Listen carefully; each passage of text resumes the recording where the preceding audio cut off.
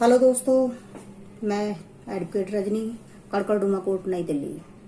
दोस्तों, मैंने last video में बात की थी एफआईआर दर्ज कैसे करें। दोस्तों, आज मैं चर्चा करने जा रही हूँ एक ऐसे अधिकार की जो आमजन का संवैधानिक अधिकार है। मैं आज चर्चा करूंगी जीरो एफआईआर की। जीरो एफआईआर क्या है और किन परिस्थितियों में किया जाता है, इसके ऊपर मैं आप लोगों को बताऊंगी। तो दोस्तों, जैसा कि हम लोग जानते हैं कि जीरो एफआईआर की जो परिस्थितियां हैं वो ये हैं कि जैसे भारत के किसी भी कोने में, कोई भी व्यक्ति भारत के किसी भी कोने में जा रहा है, किसी काम से निकला हुआ है, अगर अचानक उसके साथ कहीं भी कोई वैसी वारदात हो जाती है, उसकी हत्या हो जाती है, उसका अपहरण हो जाता है, उसका रेप हो जाता है, लूटपाट हो जाती है, ऐसे संगीन अपराध अगर उसके साथ भारत के किसी भी कोने में अगर उसके साथ हो जाते हैं तो उसका ये एक जीरो एफआईआर कराने का एक संवैधानिक अधिकार है जो कि सीआरपीसी की धारा 154 के तहत दर्ज कराया जाता है। तो वो जिस जगह पर ये जो घटना घटित होती है उसके साथ, उसके नजदीकी थाना क्षेत्र में जाकर के वो जीरो एफआईआर लिखा सकता है। उसके लिए कोई भी थाना अधिकारी या थाना इंचार्ज आपकी शिकायत लिखने से मना नहीं कर सकता। उसका वो दायित्व है, उसकी ड्यूटी बनती है कि वो आपकी समस्या को सुने, आपकी परेशानी को सुने और उस पर वो संज्ञान ले। और ये आपका संवैधानिक अधिकार है जीरो एफआईआर कराने का। जीरो एफआईआर जब कभी किसी व्यक्ति के साथ, जैसा मैंने अभी बताया, कोई भी घटना अगर कहीं घटती है तो आप सीधे जाइए नजदीकी थाना क्षेत्र में जाकर के आप अपनी एफआईआर दर्ज कराइए। उसके लिए थाना इंचार्ज आपको बिल्कुल भी मना नहीं करेगा और आपकी जीरो एफआईआर दर्ज भी करेगा।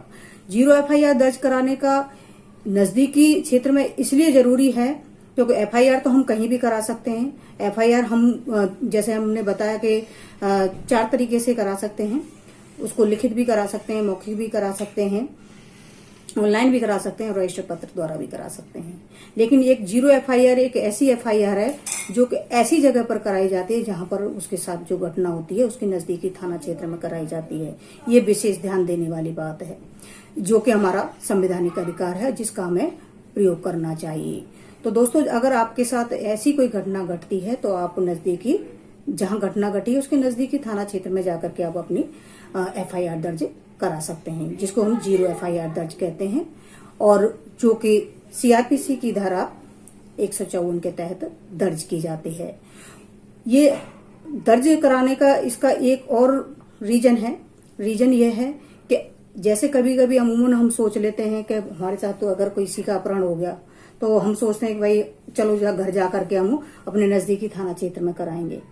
नहीं, जहां ये घटना घटी है, ध्यान रखिएगा दोस्तों, जहां आपके साथ ऐसी घटना घटी है उसी जगह पर ऐसे संगीन अपराधों की जीरो एफआईआर दर्ज कराई जाती है। उसका लाभ आपको ये होता है कि जहां पर हमारे साथ ऐसी घटना घटती है तो वहां पर कुछ ऐसे साक्ष्य मिल जाते हैं, ऐसे सबूत मिल जाते हैं जो जिनको हमने एफआईआर दर्ज कराई है, वो लोग जो थाना इंचार्ज है वो वहां पर जाते हैं, पुलिस वाले, और वो छानबीन करते हैं उस घटना की कि कहां पर आप खड़े थे, कहां गए थे, किधर से लोग आए थे, क्या आपके ऊपर हथियार मारा, क्या किया। तो वो सारी चीजें वहां, कुछ ऐसे सबूत, ऐसे साक्ष्य वहां पर मिल जाते हैं। वो तभी मिल सकते हैं जब हम तुरंत किसी नजदीकी थाना क्षेत्र में और शिकायत दर्ज कराते हैं तो वहां के लोग जाकर के उस मामले पर संज्ञान लेते हैं, जाकर के छानबीन करते हैं। तो इसीलिए ये जीरो एफआईआर है, हमें उसी जगह पे ही करानी चाहिए। उसमें बिल्कुल भी समय नहीं देना चाहिए, समय नहीं लगाना चाहिए, क्योंकि जितना आप समय लगाएंगे उतने सबूत वहां पर मिटते हुए चले जाएंगे और आपको आपके केस में कोई भी मदद नहीं मिलेगी। इसलिए जरूरी है कि हम जीरो एफआईआर कराएं। और जीरो एफआईआर तभी कराएंगे जब हमें पता होगा कि जीरो एफआईआर हम कहाँ करा सकते हैं, कैसे करा सकते हैं, किन परिस्थितियों में करा सकते हैं। तो इन्हीं बातों को लेकर के आज मैंने जो संवैधानिक आम जन का अधिकार है उसका जीरो एफआईआर कराने का, जो कि सीआरपीसी की धारा 154 के तहत दर्ज कराई जाती है, तो इसके बारे में आज मैंने चर्चा की है। तो दोस्तों, मैं जहां तक समझती हूँ इस वीडियो से आपको बहुत मदद मिलेगी। अगर आमजन को इन सारी चीजों का जब नहीं पता होता तो हम बहुत सारी चीजों से वंचित रह जाते हैं, बहुत सारे हकों से वंचित रह जाते हैं। तो मैं नहीं चाहती कि हमारी आमजन कानून के अभाव में रह करके इन सारी चीजों से वंचित रहे। उनको वो सारे अधिकार, वो सारे हक मिलने चाहिए जो उनका संवैधानिक अधिकार है। मेरा प्रयास यही रहेगा कि आमजन को कभी भी कानून के अभाव में कोई गलत चीज उन्हें सहन ना करनी पड़े, गलत चीज उनको फेस ना करनी पड़े।